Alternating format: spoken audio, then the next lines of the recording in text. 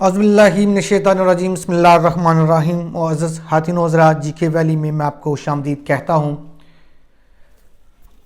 تمام پاکستانیوں کے لیے ایک خوشخبری ہے۔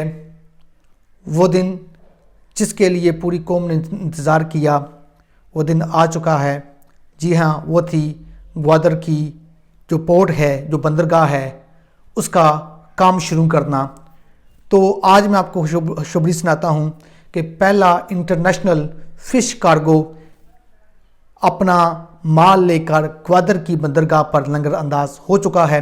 فش کارگو سے مراد یہ ہے کہ مچھلی لے کر آنے والا بحری جہاز ہے جو گوادر کی بندرگاہ کے اوپر لنگر انداز ہوا ہے، اور یہ جو فش ہے تقریباً 200 ٹن ہے، اور یہ فش ریفریجریٹر کنٹینر میں یہاں سے پھر پاکستان چائنا کو بھیجے گا، جو کہ بلوچستان کے راستے سے ہوتی ہوئی اسلام آباد، اور اسلام آباد سے پھر درہ ہنجراب کے ذریعے یہ چائنا پہنچے گی۔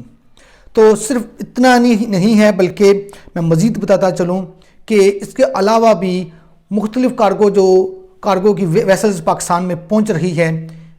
اس کے علاوہ بھی پاکستان میں مختلف کارگو کی ویسلز پہنچ رہی ہے جو کہ اپنا سامان افغانستان میں پہنچائیں گی، جس میں سٹیل پائپز ہیں، ایل پی جی گیس ہے، ڈی اے پی فرٹیلائزر ہیں، اور یہ پاکستان سے پھر چائنا یہ افغانستان کو بھیجی جائیں گی، پھر یہ پاکستان سے افغانستان میں بھیجی جائیں گی، اور چند روز میں ان کی آمد متوقع ہے۔